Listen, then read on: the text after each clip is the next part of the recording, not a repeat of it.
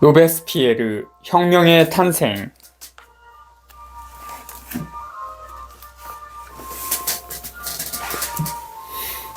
이미 9월부터 공안위원회는 민중협회들과 감시위원회들에 의지하고 있었다.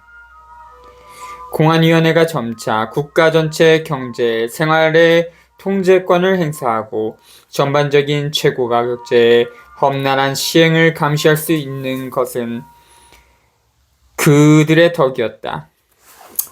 있는 것이었는데 it것이라고 아마 오타인 것 같습니다. 파리에서는 꼬민이 빵의 배급권을 작성한다. 10월 22일 공안위원회는 국민공회로 하여금 식량위원회 콜르베스 랑데가 위원장이 된다를 수립하게 되고, 식량위원회는 생산, 교역, 그리고 수송을 자신의 지침 아래 통합했다.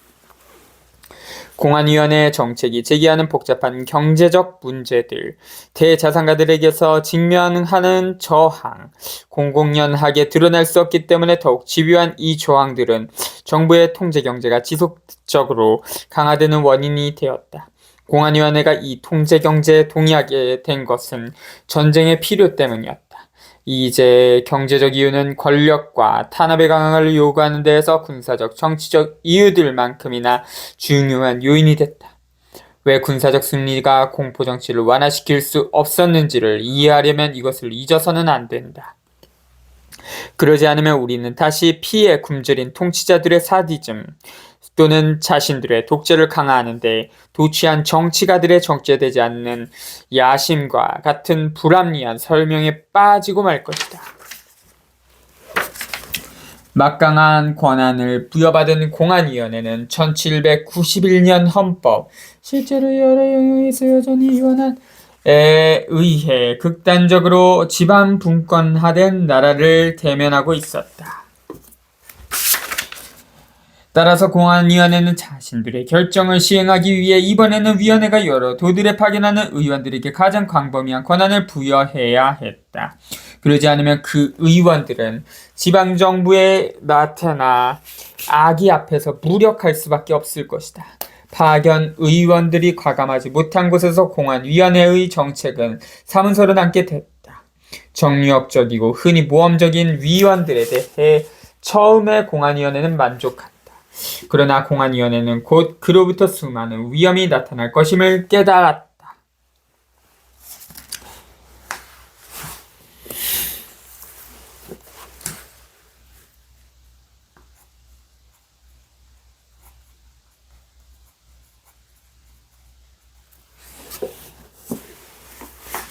파견위원들은 가혹한 정책을 시행하면서 때로 지방의 혁명 군대를 조직하고 부자들에게 중과세하고 그들의 식량을 몰수하여 가난한 사람들에게 무상으로 나누어 주었다.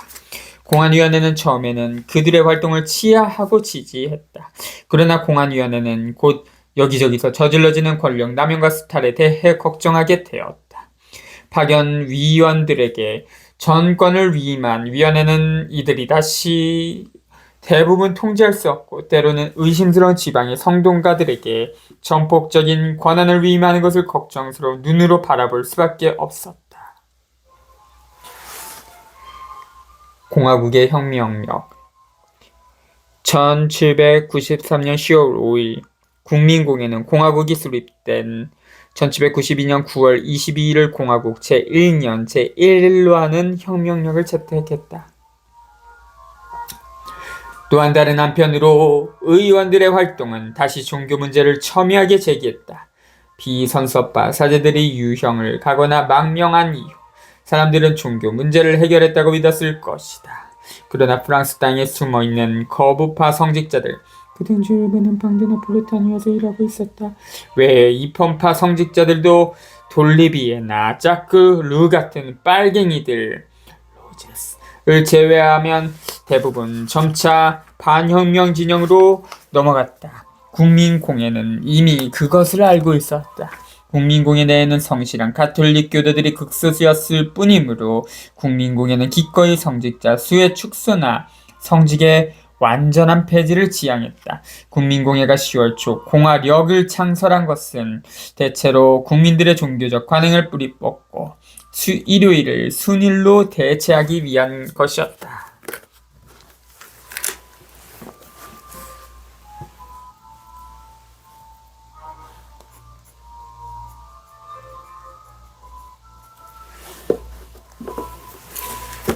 임무에 열중한 파견 의원들은 훨씬 더 강하게 나간다. 흔히 옛 사제들이나 수도사들은 교회에 대한 분노와 강렬한 실망을 극복하지 못했다. 라플랑슈 자크들 라플랑슈 1755년부터 1817년 라푸시에 쿠페드 루아즈나 마시웨는 그 점에 대해 라카날이나 샤보, 비오바렌이나 전목사, 생땅뜨레와 생각이 다르지 않았다. 그리고 그들은 자신들이 활동하는 도에서 근본적으로 비기독교화 조치를 마련했다. 곧 공안위원회는 이러한 상황에 동요했다. 공안위원회는 브리메르 6일 10월 27일 숑 도에서 활동하고 있는 앙드레 비몽에게 다음같이 썼다. 반혁명 세력에게 우리가 예배의 자유를 침해하고 종교 자체와 싸우고 있다고 말할 기회를 주어서는 안 됩니다.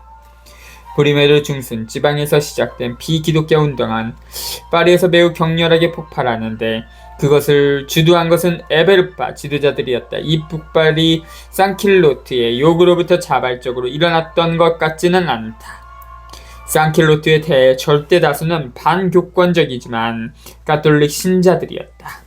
그들은 구체제와 이어 반혁명과 연루되어 있다는 것이 여러 차례 입증된 교회를 거의 존경하지 않았지만 그들 중 무신론자는 거의 없었고 여전히 종교적 관행에 애착을 지니고 있었다. 산킬로트들이 지도자들을 부추기는 것은 아니었다. 그들은 에베르, 쇼메트 427조, 레오나드 부르동, 클로츠 등 비독교화를 백과전서 사상의 승리이자 동시에 혁명기 탄압 조치의 하나라고 여길 그 지도자들의 인기에 이끌려 추종할 것이다. 민중의 어리석음.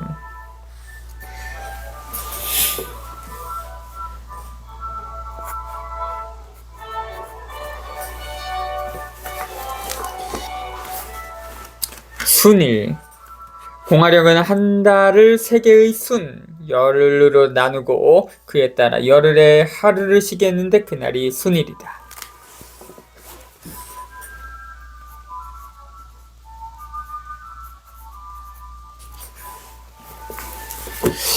푸시에 조세프 푸시에 1759년부터 1820년 교사 출신으로 국민공예 의원으로 선출되어 여러 지역에서 파견 의원으로 활동했다. 파견지에서 행한 가혹한 탄압 행위 때문에 파리로 소환된 후 테르미도르 쿠데타에 가담했다.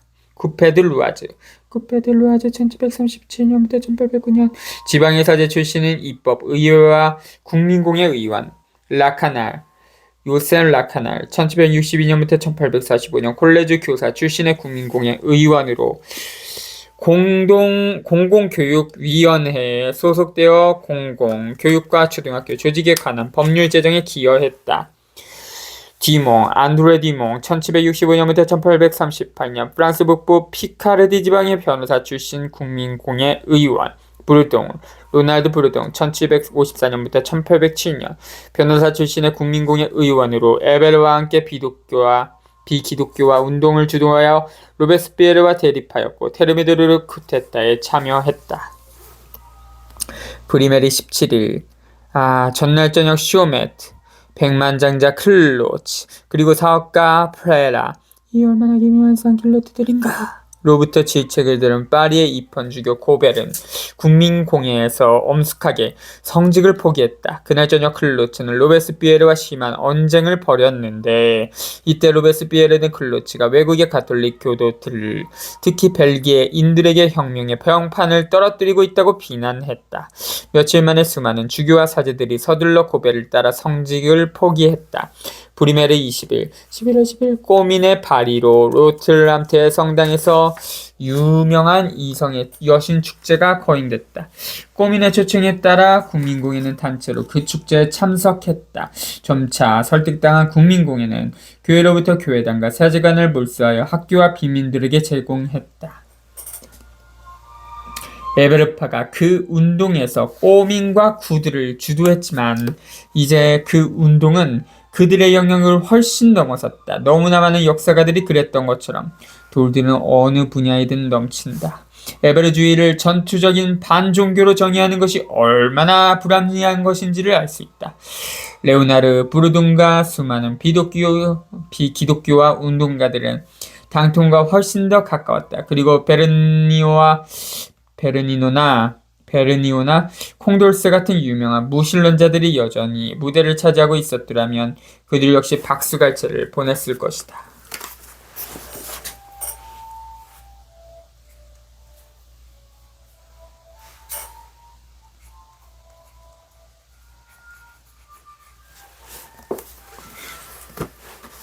로베스피에르는 비기독교와 운동가들에게 반대하면서 공안위원회를 설득하는 것으로 보이는데 그것은 그의 동료들이 이때 그를 거의 지지하지 않고 동의하는 데 만족했기 때문이었다.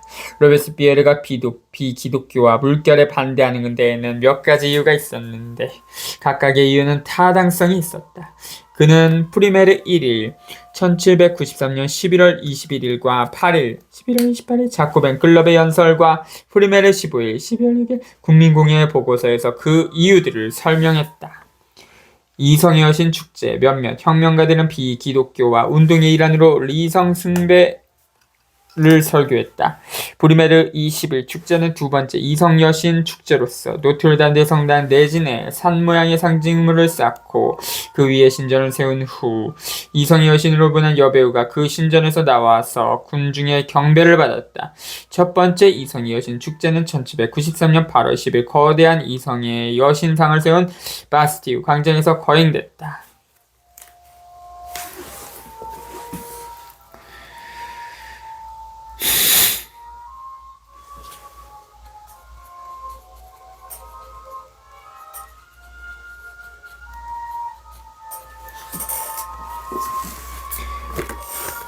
아나카시스 클로치 프로이센기족 출신인 클로츠는 스스로를 인류의 대반자라 부르며 아나카시스라는 별명을 사용했다. 과격한 에베르파에 가담했다가 외국 간첩이라는 의심을 받고 자코벤에서 추출당한 뒤 에베르파와 함께 처형당한다. 그러나 곧 주목해야 하는 것은 그가 확대를 막으려 할 뿐 결코 뒤로 돌아가려 하지는 않는다는 점이다. 그는 브리메르의 강평으로 강력한 거의 치명적인 타격을 입은 이 이펀교회를 결코 회복시키려 하지 않았고 폐쇄되거나 이제 세속적인 용도로 쓰이고 있는 교회당을 예배를 위해 돌려주려 하지도 않았다. 뿐만 아니라 중요한 프리메르 15일에 보고서를 제출하기 전날 그는 르 아브르의 카푸치노 스도회 소속 교회를 이 도시의 자코벤 클럽에서 제공하는 포교령에 개인적으로 서명했다. 나는 콜레주에 다닐 때부터 아주 불성실한 가톨릭 신자였습니다. 프리메르 1을 로베스피에르는 단언했다. 실제로 우리는 그가 모든 종교적 실천과 교리에 대한 무관심으로 루이 르그랑의 교사들을 상심시켰다는 것을 알고 있다. 그러나 동시에 그는 보편적 자연 최고 존재를 열렬히 믿고 있었다. 그가 귀하대에 대항해 얼마나 열정적으로 신을 옹호했는지 우리는 기억하고 있다. 게다가 이 신앙은 그에게 하나의 정치적 명령이었다. 250조. 철학자나 어떤 개인이나 누구든 종교 문제나 신앙에 대해 자기 마음에 드는 견해를 선택할 수 있습니다. 그렇게 했다고 해서 그를 비난하는 사람은 누구든 무분별한 사람입니다. 그러나 그러한 체계, 무신론을 채택하는 입법자는 100배는 더 무분별한 사람일 것입니다. 로베스피에르의 예리함, 권리보호를 분명히 함, 신앙의 자유. 사람들은 아마도 내가 편협한 사람이며 편견으로 가득 차 있고 광신도라고 말할 것입니다. 무신론은 특권층의 것입니다. 압제당하는 무고한 이들을 보살피고 득세하는 범죄를 처벌하는 위대한 존재가 있다는 믿음은 온전히 민중의 것입니다. 벼락, 천벌은 왜 떨어지나 귀신은 뭐하는지 몰라 등등. 그래야 더욱더 나쁜 짓을 계속할 수 있지. 벌 받는다는 걸 알면 하겠어? 무신론은 특권층의 것입니다. 압제당하는 무고한 이들을 보살피고 득세하는 범죄를 처벌하는 위대한 존재가 있다는 믿음은 온전히 민중의 것입니다. 이러한 감정은 유럽과 우주의 것입니다. 그것은 프랑스 민중의 감정입니다. 이 민중은 성직자에게도 미신에도 의례에도 애착을 가지고 있지 않습니다. 이 민중은 오직 예배 자체, 즉 범죄에는 공포이며 덕성에는 지지자인 불가사의한 힘이라는 관념에만 애착을 지니고 있습니다. 민중에 대한 예리한 지적인데 빠뜨린 것이 있다. 그 애착을 어떤 사람에 대한 숭배로 바뀐다는 것. 무신론은 반공화주의적일 뿐 아니라 예배의 자유는 헌법에도 명시되어 있었다. 로베스피에르는 언젠가는 무신론 자체가 쓸모없는 것이 되리라는 희망이 없지 않았지만 인간의 권리를 보호하는 데 매진했던 만큼 무신론 역시 보호하지 않을 수 없었다. 그 점은 잘못 생각해서는 안 된다. 로베스피에르는 이성의 여신이라는 무신론적 신전에 대항하면서 사회계약론이 찬양하고 최고 존재인 이 축제로 기결될 이 시민 종교를 확립하기 위해 노력했다. 니체의 초인. 그러기 위해서는 부적절한 논쟁을 기독교를 소생시킬 기회를 주지 말고 기독교가 서서히 자유롭게 천수를 다하도록 만들어야 했다. 내버려 두는 거야. 알아서 없어지도록. 내 생각에는 우리들 사이에 광신이 일깨울 수단은 단 한 가지인데 그것은 광신의 힘을 믿는 채 하는 것입니다. 광신은 흉포하고 변덕스러운 짐승입니다. 그것은 이성 앞에서 달아났습니다. 그러나 크게 소리치며 그것을 뒤쫓아가 보십시오. 광신은 되돌아올 것입니다. 사람들은 미사를 집전한 성직자들을 고발했습니다. 미사 집전을 막는다면 이들은 더 오래 미사를 집전할 것입니다. 그들을 막으려는 사람은 미사를 집전하는 사람보다 더 광신적입니다. 로베스피에르의 현명함. 르아브르 프랑스 북부의 항구 도시.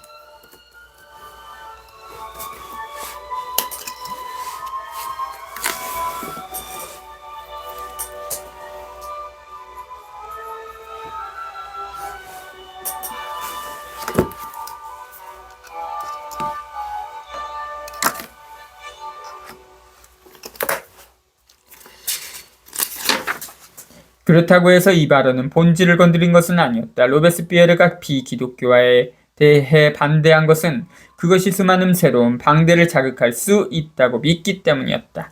그리고 비기독교화 운동은 국외에서 혁명의 평판을 떨어뜨리고 국내에서는 내전을 혁명으로 마비시키려는 이중 목적에서 외국 세력이 촉발한 것이라고 믿었기 때문이다. 브리메르 11월 27일 로베스피에르는 공화국의 정치적, 외교적 상황에 대한 중요한 보고서에서 이미 그 점을 암시했다. 그 보고서에서 그는 패양파, 올레앙파, 지롱드파 등 모든 정파 뒤에 영국 총리 피트의 손이 있다고 믿는다. 브리메르 15일 그는 더 훨씬 더 분명하게 말했다. 동맹국들은 일종의 선언문을 발표해 무신론을 구실로 프랑스 혁명을 비난했다. 로베스피에르는 공인된 예배의 자유를 확인하는 법령을 국민공회로부터 얻어내는 동시에 국민공회로 하여금 왕들의 선언문에 대한 답변을 채택하게 한다. 적국의 밀정들은 지금 공화주의로 공화국을 전복하고 철학으로 내전을 불러일으키려 하고 있습니다. 그들은 공화국의 진정한 위험과 절박한 필요로부터 우리의 관심을 돌려 전적으로 종교적 관점으로 향하게 하고자 합니다. 그들은 정치혁명을 새로운 혁명으로 대체하고자 합니다. 대법원 놈들이 나보고 법치주의에 대한 도전이라 했듯이 대법원 놈들이 법치주의 근간을 무너뜨리고 있으면서 전제군주들은 우리를 무엇라고 비난합니까? 그들은 그들 자신의 범죄로 우리를 비난합니다. 그들은 우리에게 종교가 없다고 비난하고 우리가 신에게 전쟁을 선포했다고 떠버립니다. 전제군주들의 신앙심이라니 얼마나 감동적입니까? 그들은 스스로를 신의 형상이라고 자처합니다. 그것은 신을 증오하게 만들려는 것입니까? 그들이 하늘에 기도하는 것은 땅을 찬탈하기 위해서입니다. 그들이 우리에게 신에 대해 말하는 것은 신의 자리에 앉기 위해서입니다. 그들은 가난한 자들의 기도와 불행한 자들의 탄식에 신에게 전달합니다. 그러나 그들 자신이 부자들의 신이며 민중의 압제자와 학살자의 신인 것입니다. 우리의 적들은 이 격렬한 반카톨릭 운동을 촉발하면서 두 가지 목표를 정했습니다. 첫 번째 목표는 방대를 동원하고 프랑스 국민으로부터 다른 민족들을 멀어지게 하고 철학을 이용해 자유를 파괴하는 것입니다. 두 번째 목표는 국내의 평화를 교란하고 그렇게 함으로써 우리의 적들의 동맹에 더 큰 힘을 제공하는 것입니다. 바로 이러한 것이 반카톨릭 음모의 주요한 토대이며 만일 내가 그 음모의 최초의 주체들을 폭로하려고 한다면 나는 그 음모를 명확히 입증할 수 있습니다.